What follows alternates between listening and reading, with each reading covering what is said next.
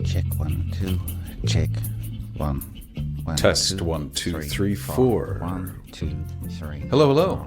This is Hugo Pierre Martin. This is a special Q&A edition of the Diaries of Netovicius the Vampire. Just checking my settings here. Not too hot. Taking down a little bit. So welcome.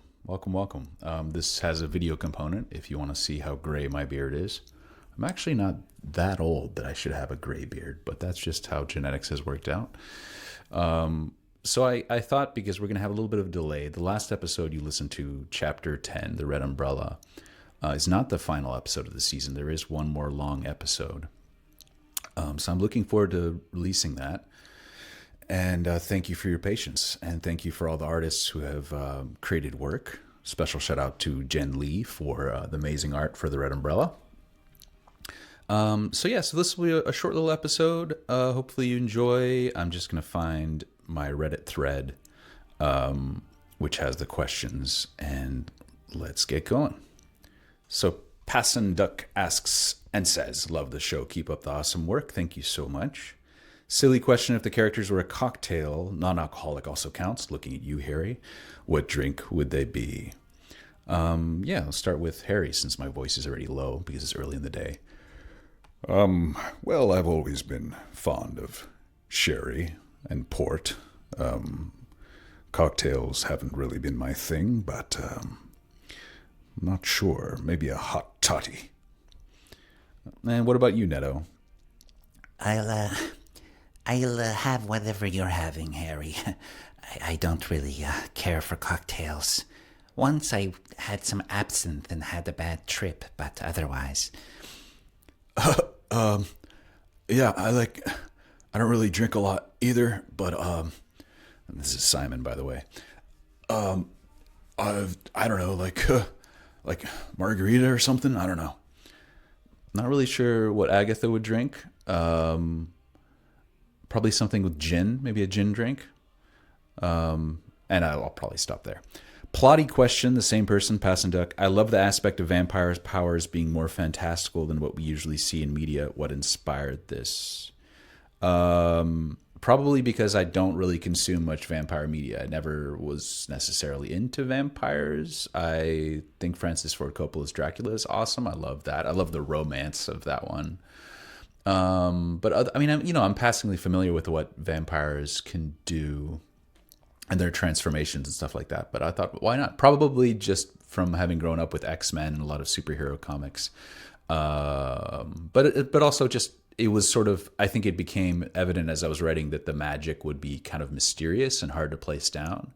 And also I think with an audio drama, and since it's a lot of like rambling narrative, sometimes it was interesting to explore just some creative, interesting powers like the dream world and things like that. Last question. Anything you can say about the thought that went behind each character's abilities, or what other vampire powers are there in the world? Well, I'm interested in exploring all kinds of other vampire powers and abilities, and as I'm writing new vampires, I'm like, oh, what's going to happen here? So I'm just trying to keep myself open to the universe. It's an interesting question because a lot of my writing is just sort of unconscious. I just sit down and I just sort of, whatever comes out, and that's sort of just been my way. Next question from Hallelujah289 on Reddit, who's an awesome audio series reviewer. Shout out. How do you pair the music background soundtrack with the episode? What goes into song selection? How do you source the music or create it if applicable? Well, as some of you know, I do play piano and wrote Harry's theme and the Seventh Son soundtrack. I have... Those are all me as well. Otherwise, I find them a lot of times on YouTube, and people like John Patitucci, Asher Falero, Kevin MacLeod. I definitely probably look back on some of the episodes and think the music was maybe not perfectly sourced, but I just don't have a lot of choices for free music,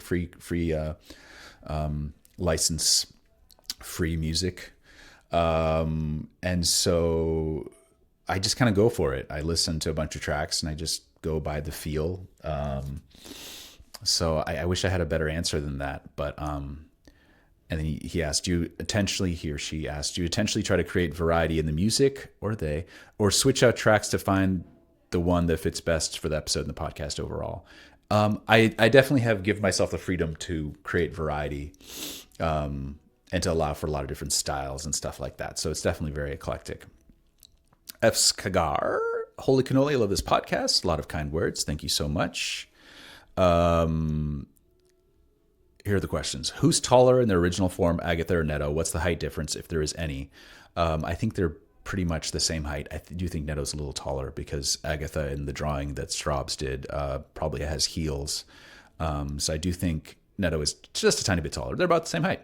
If Neto wasn't a painter, what other art form or other passion would he be most likely to pursue? I believe... I keep confusing if I've released this episode or if I've just written it, but Neto did have some other artistic pursuits, which you'll find out if you haven't already.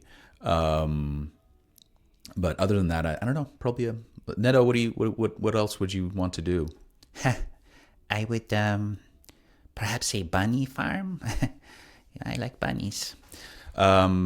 How much of the vampire powers is subjective, based on the desires of an individual and or their perception of themselves? If those change, would the powers change too? Yeah, absolutely. It's subjective. It changes as they grow. I think we're seeing this with Neto more, but I think there's always the possibility of the powers changing subjectively. What would you as the creator say are the worst vices of the main gang? And what would they say they are?